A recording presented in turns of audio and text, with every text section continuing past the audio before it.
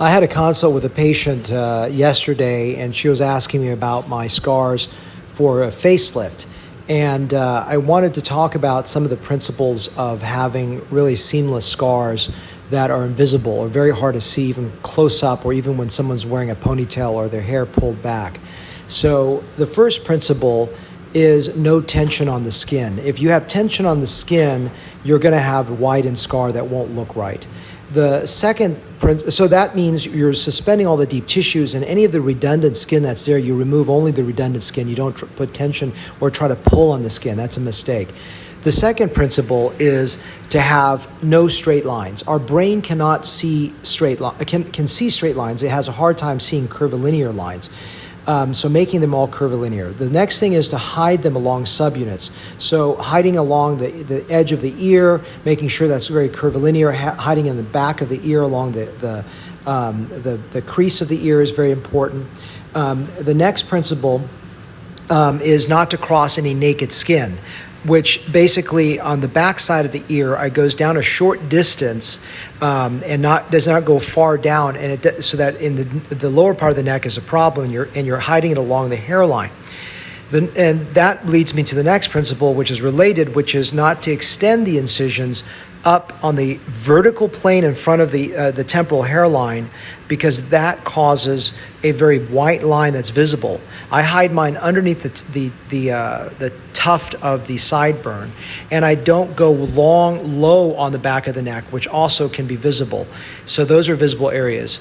The next principle is what's called a trichophytic closure, which essentially means is when I'm near the hairline, I intentionally transect or cut through one row of hairs, and those hairs then grow through the scar. So that beveling allows the hairs to grow through the scar and makes the scar really hard to see. The next principle is not losing hair, and this is what's really important, is not to have hairs that are lost. So another variation that I don't do is there are incisions that go way up inside the hair and they pull the temple back. Well, that makes them look older and actually looks artificial. Or they cut in the back of the ear, they go behind the ear, way inside the hairline. That also causes a problem, because what happens there is that there's a step off, or there's loss of hair behind the ear, which looks weird. I've actually had to do hair transplants to rebuild sideburns, rebuild temple hairs, rebuild all these bad areas with hair transplants for people that have had bad scarring there. So my scars are typically very hard to see even close range. The next principle is the tragus, which is the area that, like, if I said, please close your ears from the loud noise, you're going to press on that little piece in front of your ear canal and closes in. That tragus has to be really thinned down so that there's no, the area looks natural, has a nice divot that goes down. I'm going to do a separate podcast on male facelift incisions, which does follow almost all these principles, with a few exceptions, which I have to elaborate on as a separate discussion. But for the sake of a universal concept, this podcast really applies to both women and men, with, again, those exceptions, which I'll discuss for men. And if you understand all those principles, you get really good results. So what I've heard from the lady yesterday that was talking to me said, why don't you make really super, super short incisions?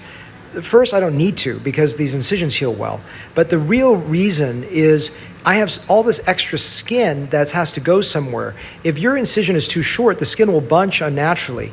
So you have to get rid of this extra skin, but in a way that doesn't cause bad scarring, it doesn't cause hair loss. So you really have to understand that you can't just make these little tiny incisions unless you're doing a crappy lift where they're not getting a really good result. So you need to make the incisions long enough that you're actually taking away all those taking away all that extra skin that you don't need in a way that's evenly distributed.